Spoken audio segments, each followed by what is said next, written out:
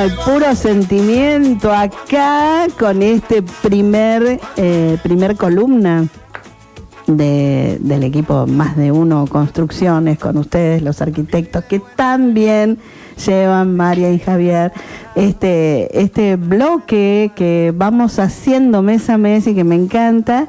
Y bueno, ¿cómo se siente con este primero del año? ¿Qué tal, Noé? ¿Cómo andas? Bien. Bueno, nosotros también, por suerte. Feliz de tenerlos, la verdad, porque es un encanto. Cuando vienen y las charlas que hacemos y todo lo que aprendemos, realmente es un placer. Así que yo súper feliz de que estén aquí. Nosotros también lo pasamos muy bien. Y se vienen para acá. Yo hoy le decía a Johnny, le digo, estos chicos les encanta venir acá porque vienen de lejos, tienen 1 hora y pico de viaje, pero yo les digo, bueno, pero tienen la posibilidad, no, nosotros vamos para allá. Y me encanta, porque es hermoso que vengan, que estemos acá. Realmente todo lo que charlamos se vive de otra manera también, sí, ¿no? Sí, el encuentro es otra cosa. Exactamente. Sí, así que a nosotros bueno, nos parece importante. Hablamos alguna vez que hacemos muchas cosas remotas y a partir de la pandemia le encontramos la vuelta para trabajar de manera remota, pero siempre tratamos de favorecer encontrarnos, porque claro, digamos, te interpone una distancia. La tecnología nos acerca, lo que estamos muy, muy lejos, pero si no estás tan lejos y te podrías encontrar, es un obstáculo. exactamente. Pasan otras cosas cuando estamos. Sí, se vive todo y se vibra de otra manera, es distinto. Y si no empezamos que, no se escucha bien, mira que se pierde la voz, cuidado con él. Bueno, así estamos fantástico, ¿no? Y la verdad que es un placer poder compartir todo esto con ustedes y aprendemos, como digo siempre, aprendemos muchísimo. Y hoy trajeron un tema, pero que es impactante. Me encantó. Me atrapó. Bueno, pensando en que arrancamos un año nuevo y que cuando arrancó la columna hicimos una cosa bien marcada con la relación de la arquitectura con la literatura, bueno, ahora pensamos en hacer un gancho parecido, pero de otra forma. Entonces, vamos a contar, también como estamos en vacaciones y la gente viaja, puede conocer, es una obra que pueden ir a visitar. Entonces queremos contar un poco la historia de un lugar particular que tiene que ver con la literatura y con la arquitectura. Sí, emblemático, ¿no? Porque la verdad que es algo que bueno, que impacta. Los dejo que hablen. No interrumpo, juro. Bueno, lo que vamos a contar es la historia y el desarrollo de la construcción de un laberinto. Digamos, esto tiene un contexto muy particular. Está ubicado en San Rafael, en las afueras de San Rafael. Uno podría pensar que en principio se construyó en ese lugar o se pensó en ese lugar por algún factor azaroso, pero tiene una historia importante con los orígenes del laberinto, porque no es únicamente un laberinto, sino que es un monumento conmemorativo a la obra de un escritor. Y muy simbólico, ¿no? Claro. El laberinto es un memorial para Jorge Luis Borges y la obra de Jorge Luis Borges. Y está emplazado en ese lugar porque esta es una finca que, digamos, fue en su origen, la construcción es de la finca en donde está instalado el laberinto, es de 1830. Digamos, prácticamente tiene el tiempo del nacimiento de la patria, porque digamos, la guerra interna hasta la conformación de la nación es a 1816, y en 1830 ya está consolidado este casco de estancia, que es en esa época la frontera sur del país. Digamos, donde hoy está instalado el laberinto, ahí era territorio de indios. Los mapuche. Claro.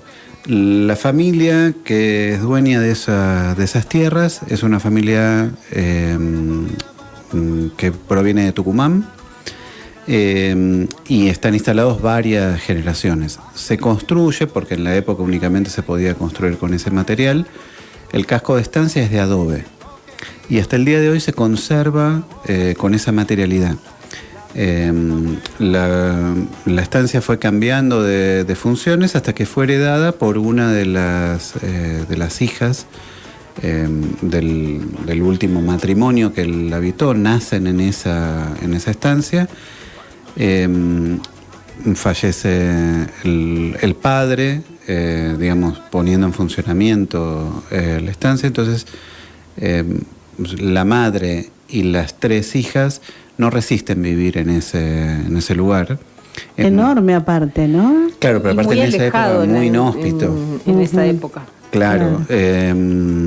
Entonces, digamos, se reinstalan en Buenos Aires y al año y medio que se instalan en Buenos Aires también fallece la mamá. Entonces las 3 chicas, que son muy seguidas, tienen un año de diferencia entre sí, para cuando muere la madre tenían 9, 8 y 7 años. Ah, re pequeñas. Las cría un abuelo que es muy muy grande. Entonces ellas reciben una educación muy clásica, no van a la escuela, reciben educación de institutrices. Y un poco antigua esa formación. La mayor de las hermanas va a volcarse sobre la tarea literaria. Es una escritora, no totalmente célebre para nuestra literatura, pero sí muy, muy conocida. Es una de las primeras. En el ambiente también, sí, ¿no? De los escritores, sí. Claro, y va a trabar amistad con Borges. Susana Bombal se llama. Una privilegiada. Sí. Ella empieza a actuar un poco de mecena de muchos artistas, y a lo largo del tiempo estas niñas en Buenos Aires no se hallaban mucho, habían sido educadas de una manera que Buenos Aires no tenía esa cultura, y recordaban siempre con mucha añoranza los primeros años de infancia y esta estancia. Entonces las 3 deciden volver a la estancia a ver cómo está, y había quedado en la familia, pero estaba, digamos, al cuidado de unos cuidadores y de explotación alquilada. Sí, exacto. Hacía, sí. Cuando vuelven, deciden instalarse a vivir en la estancia. Entonces ella hace una restauración de la casa, y en esa restauración decide restaurarla en adobe. Normalmente en ese momento, hice toda esta referencia a su formación un poco anacrónica, porque en esa época un símbolo de progreso y de desarrollo era voltear un lugar de adobe y hacer traer piedras de algún determinado lugar y que se parezca lo más posible a la arquitectura francesa de Buenos Aires. Sí. Ella decide que no, decide que va a restaurar la estancia en la tierra de la cual digamos, se sustenta la vida en ese lugar, porque su padre había plantado viñedos. Entonces esos viñedos funcionan ligados a esa tierra, y la casa fue levantada con la misma tierra. Entonces ella encuentra un valor muy significativo en esto. Qué importante que haya tomado esa decisión, ¿no? De conservar todo, claro, toda esa idiosincrasia, digamos, del origen de la casa y familiar. Sí, sí. Lo único que se va a construir posterior a esto es, digamos, como el cerco y la fachada de la casa, que va a tener una construcción más ladrillera, pero que no se ve diferencia. Pero sí lo importante es que el núcleo de la casa es en adobe como fue hecha originalmente. Hay un tiempo en el cual Borges va a visitar 2 veces esa estancia y pasar. En aquellas épocas los escritores y muchos artistas tenían problemas económicos, los que no venían de familias adineradas, entonces lo sufrían. Claro, entonces que los alojen en un lugar 2 o 3 meses bueno, era una forma de poder desarrollar su obra y a su vez tener los gastos pagos. Claro, además, pero era la idea de las tertulias, ¿no? Como Victorio Campo, que recibía a todos. Era la onda, por decirlo en alguna forma, de esa época, que es hermosa, porque además congeniaban diferentes ramas del arte, digamos, ¿no? Porque estaban los pintores, los escultores, los pintores. Se nutrían unos de otros. Exactamente. Incluso se dice que Borges le gustaba reunirse con ella para practicar el inglés, porque no todo el mundo hablaba inglés, claro. Y él, gran parte de su educación fue en inglés desde pequeño. Claro, y ella, como había recibido esta formación de institutrices, estaba desarrollada en la misma línea. Claro. En traban una amistad muy, muy fuerte. Cuenta uno de los sobrinos de Susana Bombal que el día anterior de fallecer Borges en Ginebra, él la llama para despedirse el día anterior. Qué loco, ¿eh? O con lo cual tenían una relación muy cercana. Él le dedica un poema. Que no hay mucha poesía de él dedicada a una persona en particular, y ella tiene un poema muy célebre de él. Y en este contexto, como ella tiene mucha llegada con él, hay un hombre que es un agregado cultural de la Embajada Inglesa en Buenos Aires, que tiene afición por los laberintos. Empieza a estudiar el diseño de laberintos, y cuando se retire de su carrera diplomática se va a dedicar exclusivamente a diseñar y construir laberintos en Europa. Cuando hablamos laberintos es con la idea de los parques, por ejemplo, como en Versalles, en el Palacio de Versalles. Sí, sí. Esa estructura con vegetación, claro. Recorridos. Este hombre conoce la obra de Borges y se fascina mucho con un cuento en particular, que es El jardín de senderos que se bifurcan, que trata sobre una persona que está escribiendo un libro, y la historia de ese cuento es un laberinto que se le va desplegando a medida que él escribe y se vuelve infinito. Igual, para quienes no han leído Borges, el tema del laberinto es una idea que siempre desarrolla en su literatura, es una de sus obsesiones. Entonces, es que es una obsesión un laberinto, con todo lo que implica emocional y físicamente, digamos, verlo naturalmente, digo, es una obsesión para cualquiera, ¿no? Claro, y él desarrolla mucho estos conceptos, porque, por ejemplo, también Borges sostiene que también un laberinto es la pérdida total de referencia. Por ejemplo, un desierto es un laberinto, porque uno no sabe para dónde ir, porque no hay ninguna referencia. Entonces se pierde por más que no esté encerrado entre lugares. Este hombre le pide a Susana Bombal conocer a Borges. Tienen algunos contactos y le sucede algo muy particular. En 1979 tiene un sueño, que es otra de las obsesiones de Borges y que ocupa mucho de su literatura. Este hombre tiene un sueño en el cual Borges murió. Borges todavía está vivo, va a morir recién en el 86. En su sueño Borges muere, y en el sueño está Susana Bombal y él pensando cómo van a hacer algún tipo de escultura o de homenaje. O de claro, homenaje, cómo debía ser homenajeado. Y se le presenta un laberinto. Entonces, él le cuenta esto en una carta a Susana Bombal. Le cuenta que soñó la muerte de él, le cuenta que el memorial debiera ser un laberinto, y no sucede mucho más que esto en acciones, ¿no? No sabemos qué pasó entre los diálogos entre ellos, pero no sucede nada muy concreto.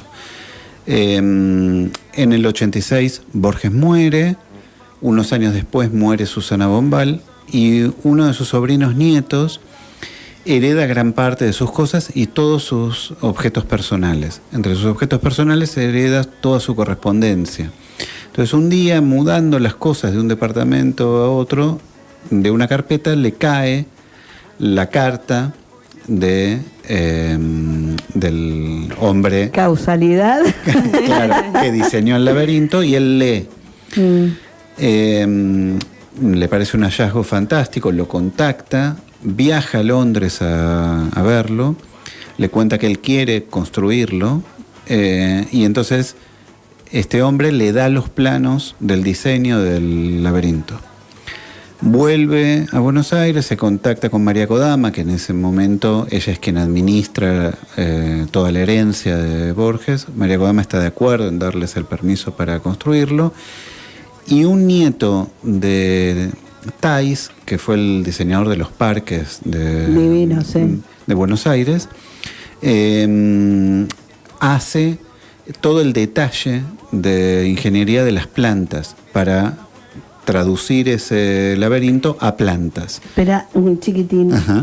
En uno de los de las referencias que nos pasa Javier, hay uno que viene detalle por detalle en los cuadros de lo que serían laberinto, cuando dice continuar.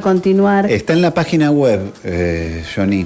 Eso está buenísimo para detallarlo, porque me impresionó, la verdad, sí. Porque el detalle... de hecho, el lugar tiene un mirador desde el cual uno puede observarlo, entonces, bueno, puede ir encontrando toda esa simbología. Exacto. Es muy claro, atractivo. y lo que le sucede es que durante 10 años buscan algún lugar en Buenos Aires y el permiso de la ciudad para poder construirlo, y no lo consiguen. Este sobrino nieto de Susana Bombal se va a vivir a la finca Los Álamos, y estando viviendo ahí se da cuenta que la presencia de Susana en el sueño del creador, del diseñador del laberinto, tiene como sentido que es en un lugar de ella donde tiene que construirse el laberinto. Entonces ella nace en Los Álamos. Entonces él, ahí se le revela que el lugar tiene que emplazarlo en ese lugar. Entonces dejan de buscar permisos y sitio, y destinan un lugar de la finca para hacerlo. En el 99 sucede esto, viene la crisis del 2000, 2001. En el 2001 empiezan con 3 amigos de él a preparar el terreno, a conseguir las plantas, porque es una especie en particular. Muy particular. Los buxus. Y se necesitan casi 8.000 plantas para hacerlo. Entonces, el primer obstáculo que ellos encuentran es que no saben de dónde van a sacar esa cantidad de plantas. Y vuelve a suceder otro efecto muy curioso. Cuando empiezan a buscar, encuentran en Mendoza una persona que heredó un campo. Su padre murió hace un tiempito, y él había plantado 7.000 y pico de plantas. Mirá vos. No sabían para qué. En la familia decían, este hombre está loco, porque no había un uso concreto para darle a esto. Y de pronto ellos necesitan 7.100 no sé cuánto, y él tiene la cantidad que necesita, casi un poco más que las que tenían. Entonces, bueno, se ponen de acuerdo, ellos no tienen dinero para comprárselas, le cuentan lo que están haciendo, y este chico decide dárselas igual, y que después vean cómo se las van a ir pagando. Claro. En el 2003 empiezan a plantarlo, terminan en octubre del 2003, y en enero del 2004 este sobrino nieto de Susana Bombal muere. Termina de plantar el laberinto y fallece. Ahí está, ¿ves? Bueno, el motivo del laberinto es un libro abierto, digamos, tiene dos ámbitos de lectura, uno superior y otro inferior. Lo que vemos ahí en la parte de abajo es donde está justito el mouse. Es el mirador. Es una torre mirador. Para poder tener una visión panorámica y comprender el diseño, se sube, tiene un punto a 16 metros para poder observarlo y otro a 22. Y está como espejado. la parte superior del laberinto, creo que acá se puede intuir, dice Borges. Pero si vos, Johnny, si vos te fijás abajo dice continuar, un cartelito en verde, si vos continuás ahí te lo marca. Mira, donde dice más abajo, Johnny. Baja. Si querés podés tocar directamente donde dice simbología, arriba de todo en las palabras, ahí va. Y ahí ves que, por ejemplo, ese es el diseño en papel. Jorge está contenido dentro de ese. Cada uno de esos son caminitos internos del laberinto. Tiene 2 recorridos, uno grande que lleva más tiempo y uno más corto. Y en él hay elementos. Está el nombre, está Luis en ese... en esa complejidad de claro, árboles que forman parte del laberinto, ¿no? Exacto. Y ahí pone Jorge Luis Borges. Claro, y el Borges está también espejado, superpuesto, porque él también tenía una obsesión muy grande con los espejos, los reflejos. El doble. Exacto. Entonces por eso está espejado de esa forma. Sí, vos lees, ¿no?, todo esto, y esa es una simbología inmensa, un laburo tremendo, porque lograr eso, porque uno lo ve desde acá en un plano, pero ya está descifrado, digamos, pero cuando tenés que recorrerlo... Ahí, claro, pero además todo el detalle que hizo simbólicamente, englobando lo que significa Borges, el laberinto, los espejos, la vida. Sí, introduce ahí, claro, introduce un montón de elementos. De su personalidad y de 86 es, Borges vivió 86 años y falleció en el año 86. Sí. Ahí está María Kodama. Claro. Hay una cuestión con el tiempo también, hay relojes de arena, hay símbolos del infinito. Bueno, a él se lo identifica mucho por el uso de su bastón. Digamos, ahí están los relojes de arena. Y también están dentro del símbolo de los infinitos. Ahí hay otro símbolo de infinito. Y aparte también pensemos en la complejidad. Esto es un poco lo que te decía, hay un marco exterior que es un laberinto. Entonces, si vos tomás por el camino más largo para recorrerlo, si no te equivocás en ningún lugar, estás un poco más de media hora dentro del laberinto para entrar y salir. No es un laberinto que te encierra, es un lugar más de una circulación. Uno ingresa... Uno puede ver, te llegará más o menos hasta esta altura, uno se encuentra... Claro, no es agobiante. Son plantas. Uno puede mirar por arriba. Muy al principio lo hicieron alto. Lo que sucedía es que te encerraba. Claro. Entonces después bajaron un poco el nivel de las plantas, uno queda atrapado, no podés saltarte porque los volúmenes son muy importantes. Sí. Pero sí te permite ver a otras personas que están caminando, le quita el agobio. De hecho, el laberinto se poda 2 veces al año en fechas muy específicas, inamovibles. Mira, bueno, te digo que estás en el laberinto y por ahí no percibís todos estos detalles porque vas transcurriendo en sus pasillos. Pero con esa vista y esa torre que hicieron, y vos podés ir encontrando en ese laberinto todos estos detalles, ¿no? Ahí está el bastón de él, tan significativo. Sí, tiene, y aparte tiene el lugar en sí. Sí, tiene un magnetismo muy particular. Estar ahí. Energía. Sí.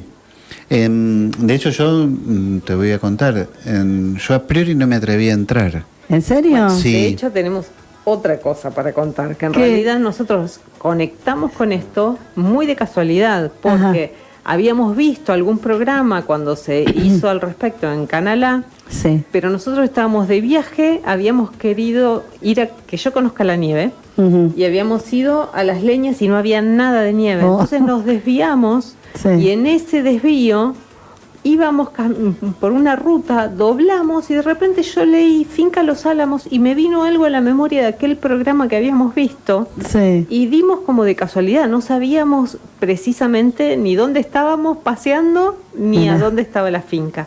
Y así llegamos al lugar. Qué bueno. Sí, tiene... Qué hermoso. Y bueno, a ver, contá esa impresión que ibas a contar vos. Claro, hay, a pesar de, yo digamos, conocía la traza y está esto que te decía que lo torna no claustrofóbico, porque tenés visión permanente del predio, digamos, de horizonte, del cielo, no estás atrapado para nada. Pero sí tiene una energía muy particular. Y a mí cierta parte del recorrido no me daba tranquilidad, me producía algo muy inquietante. Entonces Mariana entró a hacer las cosas, yo circuito. solo hice el circuito exterior, no entré en el circuito interno. Te daba cosa. Sí, digamos, no me producía, no estaba como seguro, ¿viste? Sí, no te producía tranquilidad. Claro, yo igual tal vez es una condición muy mía. A mí me pasa, yo estoy muy acostumbrado, por ejemplo, a la trama urbana que nosotros tenemos acá en la ciudad de Buenos Aires, que es la española.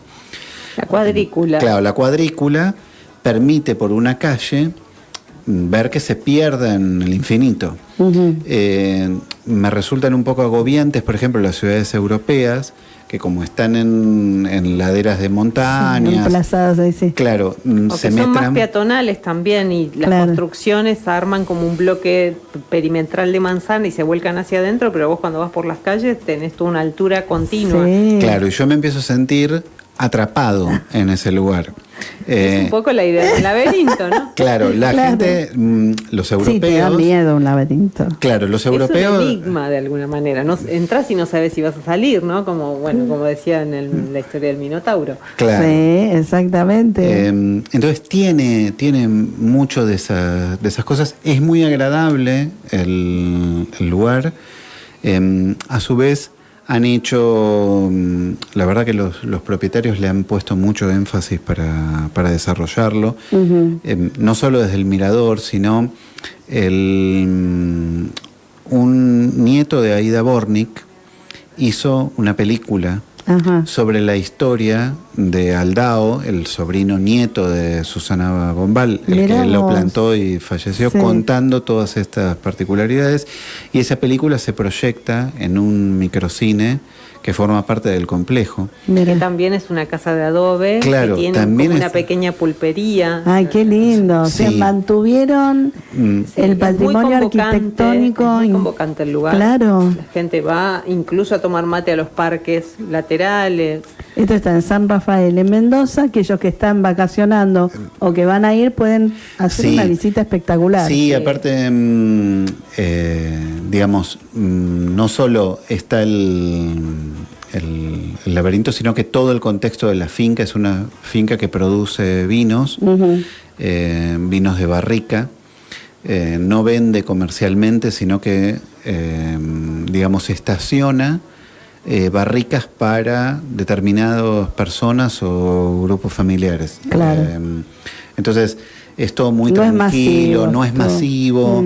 El turismo tampoco en el lugar es masivo, pues no es que hay más elementos que esto, pero realmente es muy... No, pero tampoco hacen, digamos, una publicidad colectiva como para que vaya mucha gente. El que cayó, fue y vio, bienvenido sea. Sí. Porque además pienso que también tiene mucho que ver con el tema de Borges, con el tema de la historia, con el tema de comprender en el lugar en que estás. Y si no, es como que, y bueno, viniste a ver un laberinto, anda a los cocos. Además que creo que con Borges pasa que mucha gente conoce el nombre Jorge Luis Borges, pero nunca se acercó a su literatura. Bueno, este es un acercamiento diferente. Claro. Y a veces, entrando por otro lado, uno puede llegar a conectar con la literatura. De hecho, hay muchas disciplinas que están contenidas en su literatura. El programa este que mencionábamos, que se proyectó en Canal A, habla de Borges y el laberinto, y van trayendo personajes muy conocidos de distintas áreas, escritores, matemáticos, filósofos de las distintas disciplinas, ligando esa disciplina con la literatura. Claro, la obra de él es muy vasta en contenidos, no tan gran, no tan voluminosa, digamos, si bien es muy importante, pero digamos, en cantidad no es que hay tantos escritos como las temáticas que abordó. O sea, en las temáticas prácticamente no se le quedó nada fuera de su tiempo, digamos. Bueno, no ha escrito novelas, ha escrito cuentos, entonces eso también hace que no haya infinidad de páginas, sino mucho contenido condensado. Sí. Claro, y un poco lo que decía Mariana es, como es el gran referente de nuestra literatura y a nivel mundial también. Reconocido, sí. Tiene un peso tan grande que mucha gente, en el respeto que eso impone, no se acerca. O sea, a mí me ha pasado con alguna amiga nuestra que estaba estudiando, dijo, uy, me toca Borges, me da no sé qué. Y yo le tomé algunos cuentos,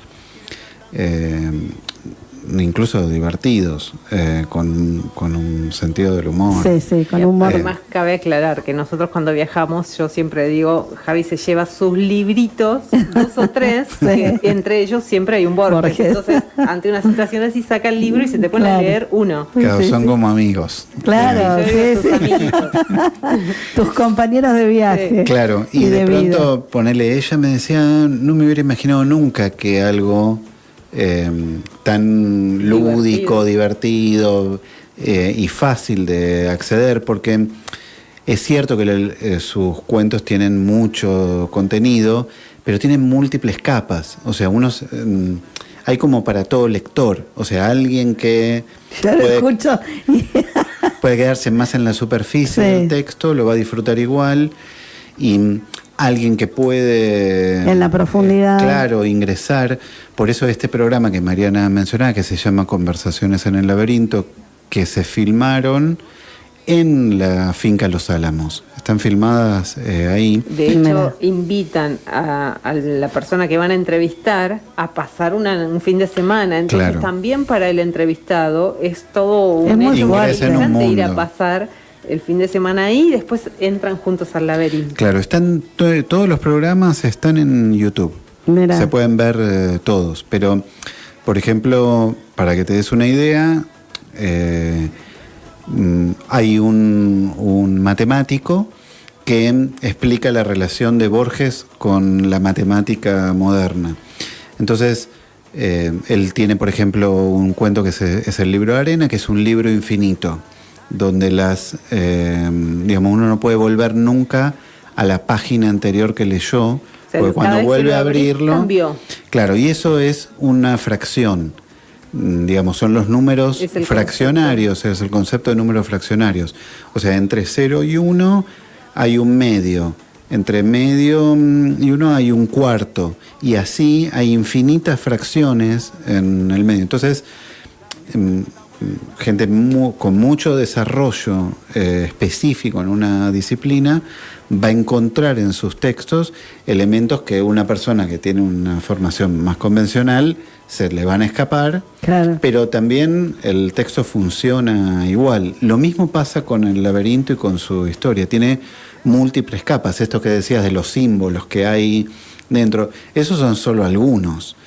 Si uno se queda observándolo con cierta obsesión, qué sé yo, van a aparecer muchísimos más. Y también aparecen estando ahí. No es que únicamente desde el papel o desde la vista panorámica. Estando en la escala humana, también aparecen los símbolos en el laberinto. ¿Y eso te dio miedo? Eso fue diseñado, sí, no sé si temor, pero necesitaba más tiempo tal vez para conectarme. Pensá que nosotros, como te decía Mariana, nos encontramos de casualidad. Claro. Y decidimos modificar nuestro viaje, nos quedamos todo el día ahí, nos quedamos un día más, claro, nos quedamos a pasar la noche en San Rafael. y encontramos esto y dijimos, no lo podemos dejar pasar. Entonces nos pasamos el día ahí y ya si no teníamos que salir de noche. Así que, pero fue una experiencia hermosa. Obvio, maravillosa, porque la verdad que increíble todo esto que encierra el laberinto y que convoca también a visitarlo. Y que convoca a la lectura de Borges. Claro, incluso esto de dar todas estas explicaciones son como maneras de acompañar, de llevar de la mano a alguien a acercarse, porque es una literatura hermosa que a veces uno teme que sea como demasiado grande y sin embargo si se la va abordando de a poco, eligiendo por qué lado entrar, conociendo estas cosas de, bueno, cuáles son los temas y cuál es el tema fin por el cual yo puedo entrar, es una oportunidad, la verdad. Claro, y aparte siguen sucediendo las mismas cosas. Pensemos que, por ejemplo, este programa que se pensó y en el que se invita a un escritor, es conducido por una escritora. No me sale ahora el nombre de ella. Es quien escribió La viuda de los jueves. Ahora, Las viudas de los jueves. Claro, ahora se hizo El Reino, una serie de Netflix. Ah, sí. Tiene el mismo apellido que un director. Ay, Dios. Sí, ahora ya va a salir. Va a salir. Bueno, ella es la conductora y se encuentra con otros conductores, con otros escritores. Entonces, la finca sigue funcionando como hacía Susana Bombal. Sí. Como un lugar de encuentro y de desarrollo de literatura. De hecho, ponele viste que yo te di el dato de que la estancia fue construida en adobe y que fue restaurada en adobe.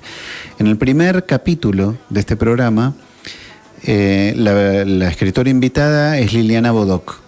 ¿Era? Y ella escribe sobre estuve viendo, sí. Sobre mitología latinoamericana y cuenta una cosa muy importante. Ella dice que una vez que estaba conversando con Claudia Piñeiro. Claudia Piñeiro conduce el programa. Claro. Entonces, ese primer programa es Claudia Piñeiro con Liliana Bodoc. Y Liliana Bodoc le cuenta que haciendo su investigación para escribir la saga de los confines, que es una obra, digamos, que intenta armar una mitología sobre los pueblos originarios, una mujer le cuenta que tenía 3 cabras, entonces le dice, ¿yo sabe por qué tengo 3 cabras? Porque las soñé. O sea, ella le está intentando decir que deseó las cabras, entonces deseó tanto tener eso que se le hizo realidad. Eso tiene una ligación directa con la obra de Borges, que en los sueños, porque algo sucede en los sueños, sucede en la realidad, eso pasa mucho en su universo. Y también cuenta que en el poemario aborigen hay un escritor que dice que para hacer una vasija es necesario enseñarle a mentir al barro. Para que la vasija suceda hay que enseñarle a mentir al barro. Y nosotros pensamos que, por ejemplo, construir una casa de adobe es también enseñarle a mentir al barro, porque es exactamente lo mismo que una vasija, pero es una casa. Claro. Entonces, todo eso sigue rodeando el mismo ámbito, el mismo lugar y alimentándose de distintas generaciones, de distintos interlocutores. Por eso, bueno, siempre la importancia de mantener los patrimonios, la memoria, la cultura.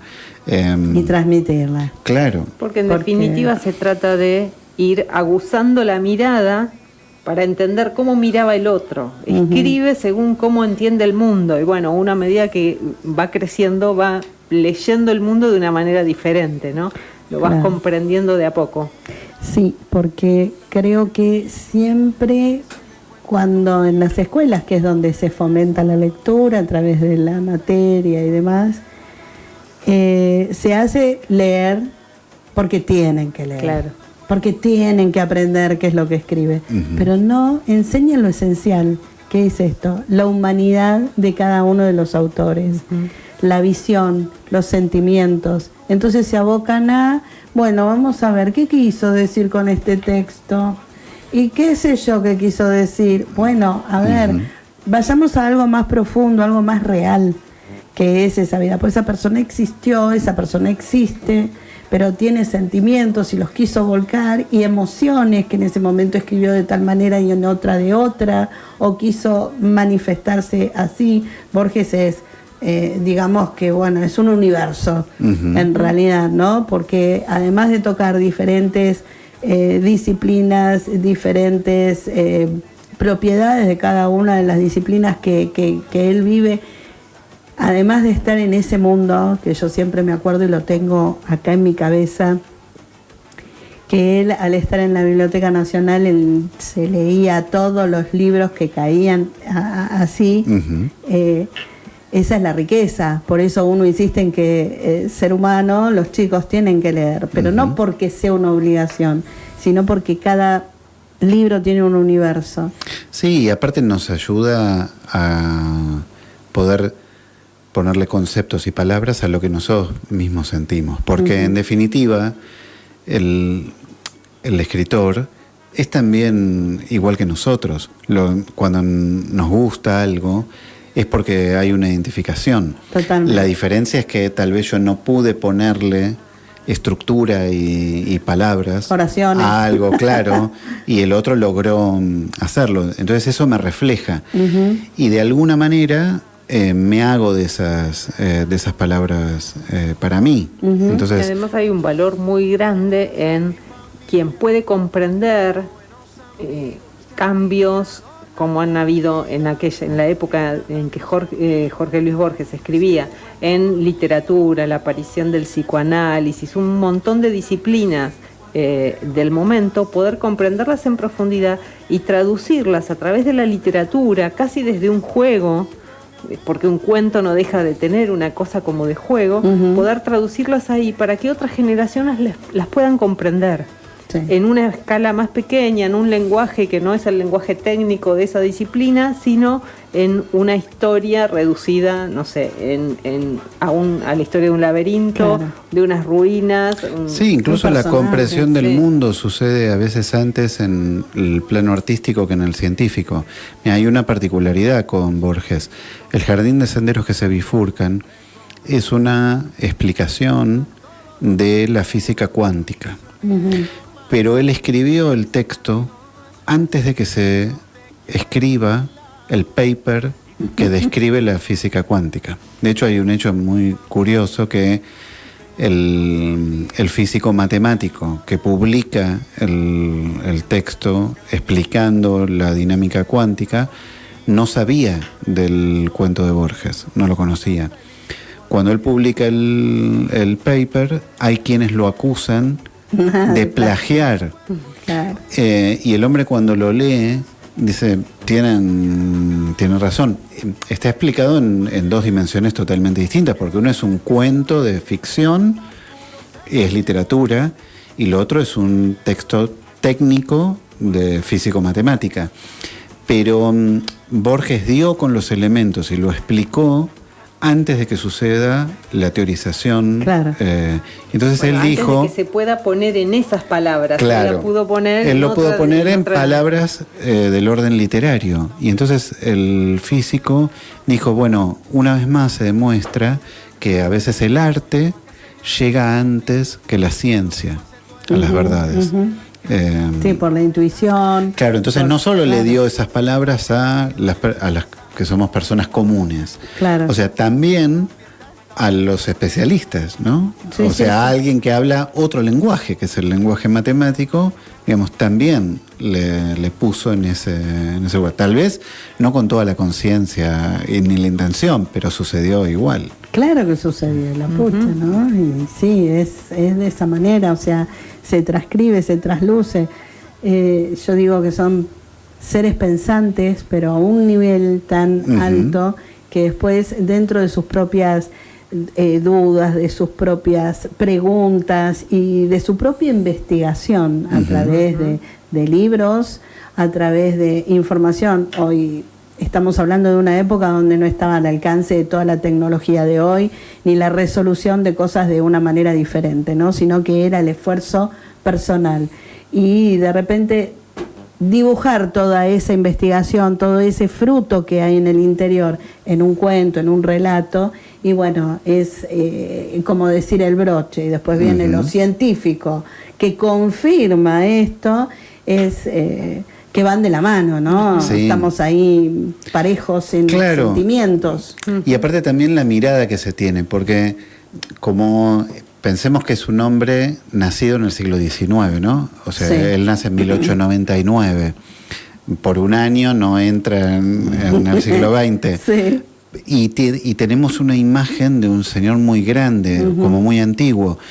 Pero en realidad es muy moderno y muy contemporáneo, porque todas las cosas que hace, o sea, en lo que está conectado, es como en la actualidad, en su contemporaneidad.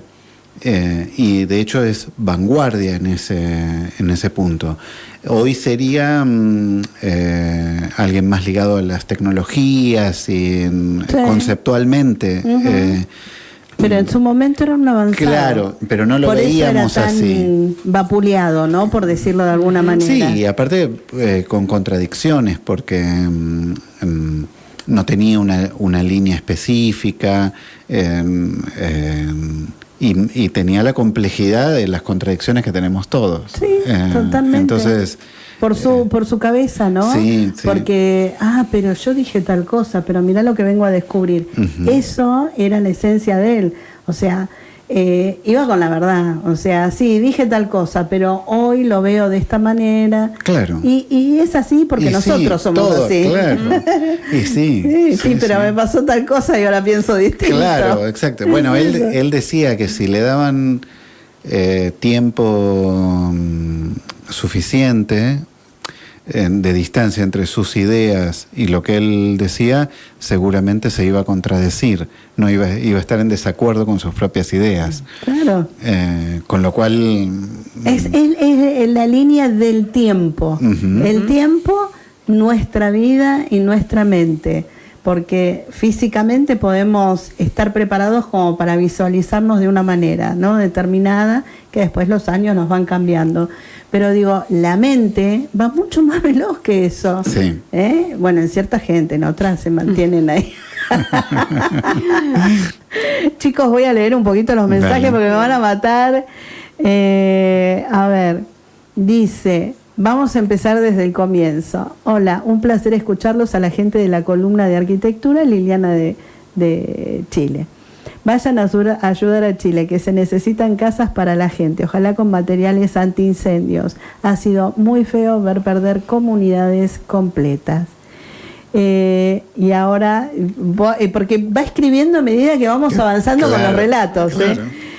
Ojalá pueda ver la vieja película de la casona de mis abuelos, ver el frontis construida en 1895. Después dice, impresionante el jardín del laberinto. Me encantó ese jardín en el laberinto y qué lindo conservar el adobe. En Chile también se ha construido en adobe algunas casonas coloniales. Y Ana Rosa de San Luis dice, gracias Mariana y Javier por acercarnos a las personas en sus obras, sacar a la superficie lo que siempre intuimos, pero no siempre recibimos. Ahí volvemos a los formatos de la educación, ¿no? Cuando vamos a la literatura y vamos a personas célebres o cualquier libro contemporáneo también de un autor contemporáneo, digo, también poder llegar a comprender eso, porque por ahí nos dan la historia de Borges estructurada. Claro. Y esto que hoy vemos como una aventura, como un detalle, como un ejercicio de vida de Borges, empezamos a comprender otras cosas de él. Y esa es la esencia, y digo, qué bueno sería que pudiera enmarcarse en ciertos autores argentinos y también internacionales, con respecto a estos detalles, porque se podría comprender mejor la obra de ellos.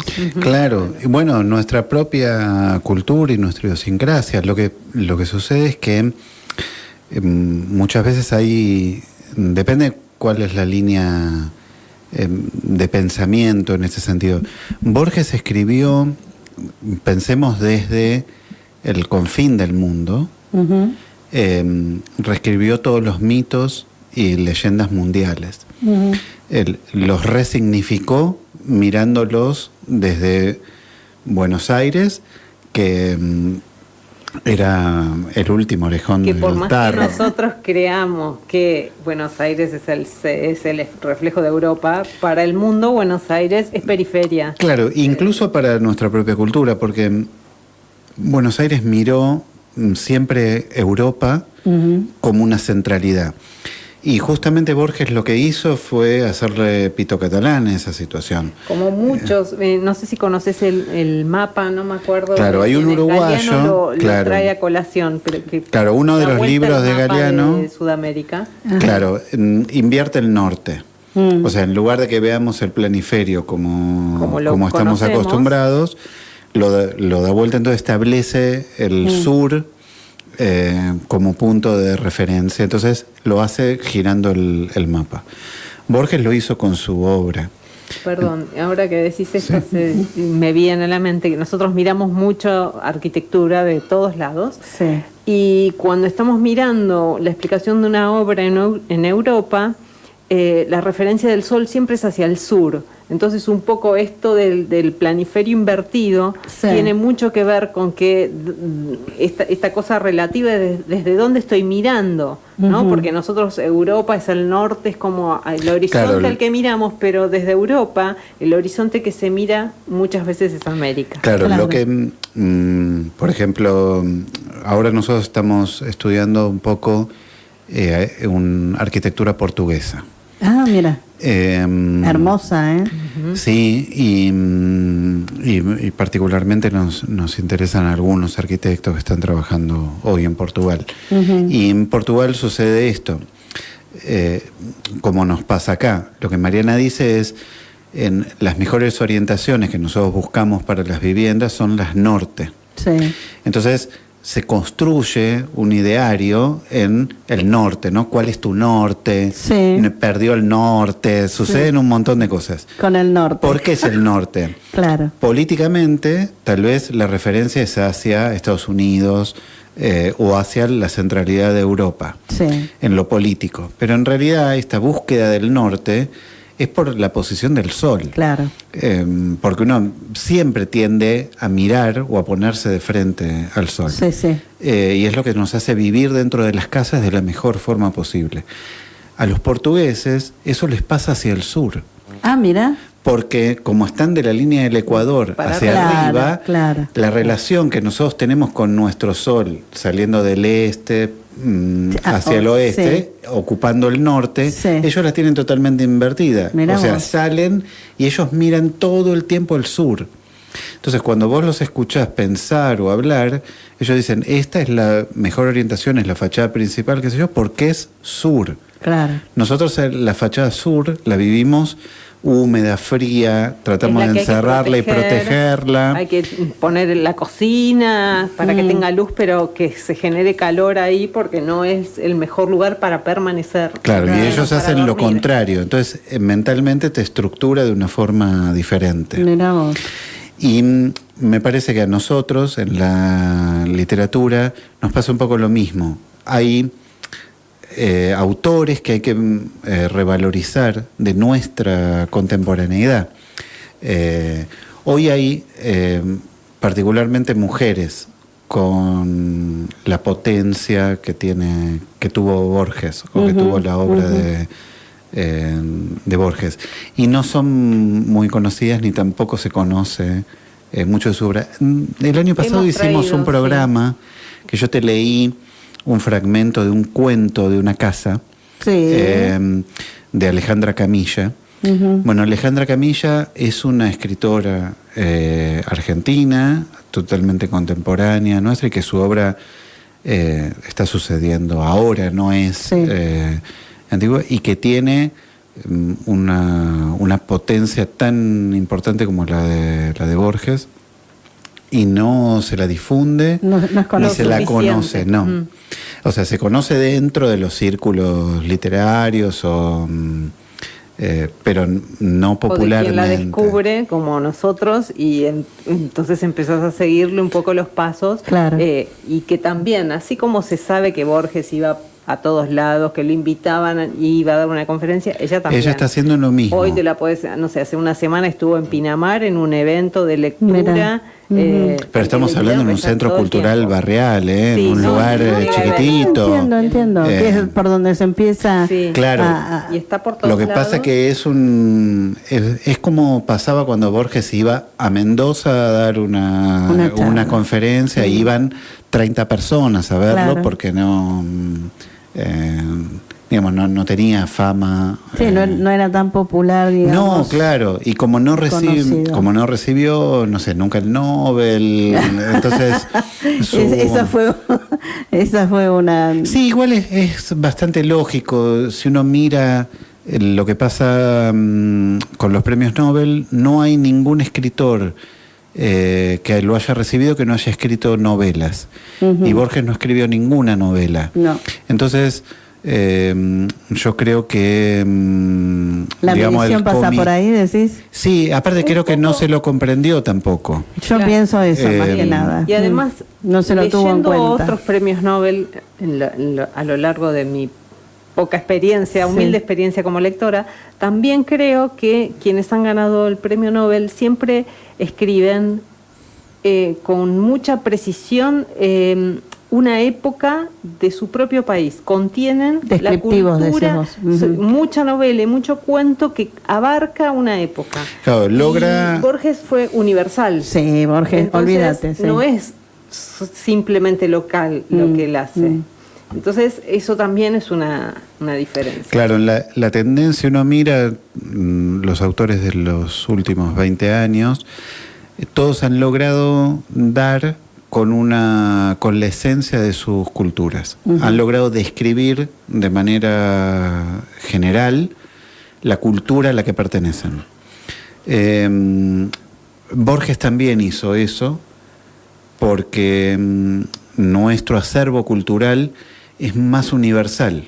Claro. No tiene esa característica de Corea del Norte. Sí, algo cerrado, sí, claro. circunscripto, Entonces, me parece que no se lo logró interpretar, que eso era el rasgo cultural rioplatense, porque incluso es amplio claro, el es país, Uruguay, Buenos Aires, y no todo el territorio nacional. Entonces, me parece que eso no se comprendió, y a su vez, como está fragmentado en una obra que es poética y cuentista, no hay un volumen que englobe todo ese pensamiento y esa sensación.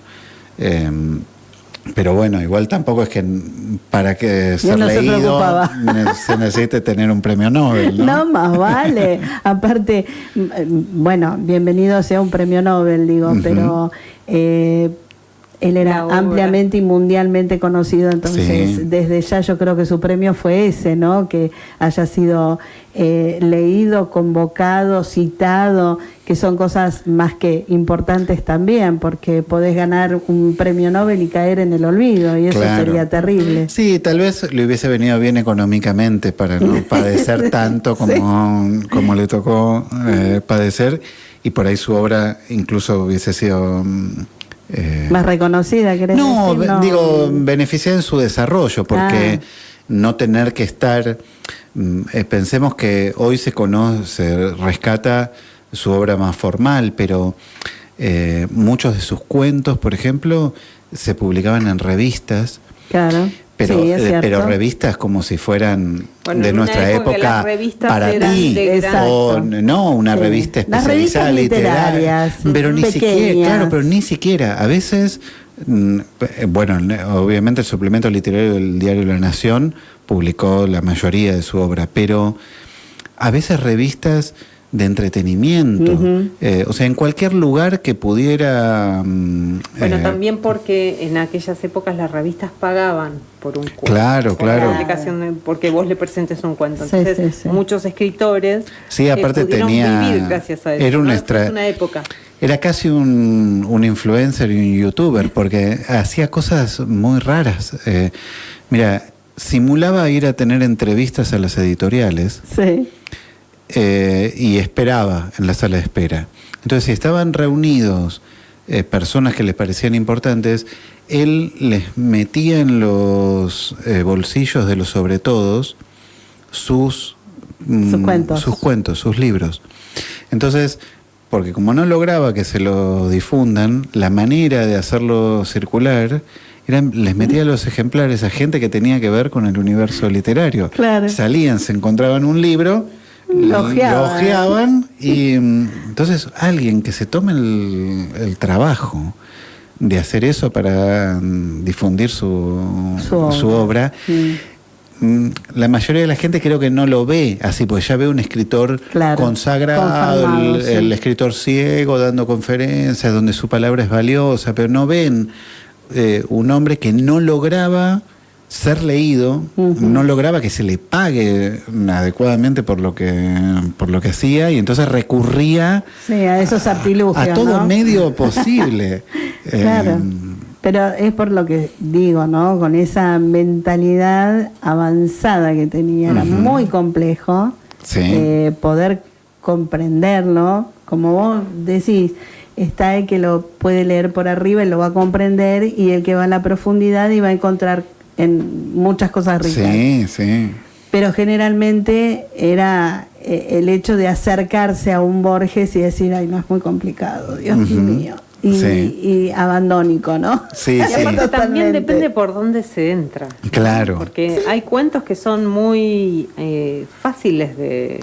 Sí, yo lo que recomiendo... por la poesía es más difícil, quizás. Claro, y yo lo que recomendaría es a alguien que tiene interés, se le despierta algún interés, que busque los cuentos que él publicó siendo más grande. O sea, las últimas publicaciones. Porque son menos pretenciosos. Claro, en todos los escritores pasa, en todo artista, también en los profesionales, en la arquitectura pasa lo mismo. Cuando uno es muy joven, se refugia en lo clásico y en la pompa y se esconde detrás de todo eso, porque da mucha inseguridad exponerse y ser juzgado duramente. Entonces uno cree que si reproduce ciertas cosas que ya están consolidadas, bueno, no te van a caer tan fuerte con la crítica. Claro. Entonces, hay algo de toda esa pompa en su primera obra que por ahí distancia un poco el lenguaje, las formas. A medida que él fue envejeciendo, se volvió mucho más llano. No perdió nada de su capacidad y de su sentido crítico y de su eficacia, digamos, para presentar una circunstancia, pero la vació de ornamentos. Entonces el lenguaje es un lenguaje muy común. Más limpio. Claro, él mismo decía que no se pueden usar todas las palabras del diccionario, que todos los sinónimos que existen, si hay uno que popularmente no se utiliza más, la gente no sabe de qué se está hablando, entonces que hay que escribir con el lenguaje de la calle. Claro. Y todo eso está en sus publicaciones últimas, la de cuando él tiene 60, 70 años. Es un buen lugar para es ahí donde descubre que es la forma de entrar a la gente, ¿no? Porque es lo que vive a diario y es el vocabulario que le llega. Obviamente era muy rimbombante para escribir en su comienzo. Y tenías que andar con el diccionario. ¿Qué quiso decir acá? Sí, las referencias nos distraía, también era muy irónico. No, pero incluso también la época de los cuchilleros, hoy a nosotros nos queda muy lejano. O sea, si no te interesa específicamente el tema, toda esa ambientación a veces puede generar una distancia. En cambio, los más abstractos, pero más simples, son más fáciles de abordar. Sí, lo de los cuchilleros, como vos decís, los anarquistas y todo eso, era tan lindo leer sobre esa época. que también se desprenden muchas otras obras literarias, ¿no? Con respecto a los inmigrantes y demás. Y digo, es una época linda para ver, pero él hablaba con ese compadrito, el guapetón, ¿viste? Y ese era como un código de palabras, ¿no? En esa gente. Es que de hecho, no sé, yo tengo recuerdos de alguna historia que contaban mis abuelos cuando yo era pequeña. Sí. Entonces, bueno, yo que soy de zona oeste, cuando están hablando de el río y la cañada Juan Ruiz, yo sé de qué están hablando, porque he visto fotos, pero quien no tiene ese contexto, quizás lo distancia mucho. Entonces, claro. Sí, es igual es para divertirse muchísimo. Vos pensás que dentro de toda esa pompa de la escritura, él logró esconder incluso vengarse de cosas de la crítica. Introdujo una idea, un autor que no existía. Él daba todo el tiempo para mostrar que había leído mucho. La mayoría de los relatos cita, como la obra El cuento de fulano, y agobiaba con las citas. Entonces, en medio de esa circunstancia, decidió hacer una cita a un escritor que inventó él, inexistente. Y al tiempo que fue publicado, un crítico del diario La Nación hizo una columna sobre el autor. ¡No! Y empezó a hablarse en los circuitos literarios de este autor. ¿Cómo se habrá reído?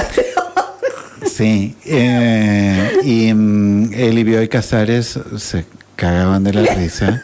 Sí. Porque, claro, él sabía, no existía. Los dos sabían que no existía, pero que se había hecho un buff. Sí, había construido eso. Y esto se dejó un poco de lado, porque, claro, lo saca de ser un señor serio. Claro, aburrido. Claro, o sea, imagínate lo que fue cuando empezaron a ver en los diarios gente inventando sobre un autor. Ese personaje. Claro.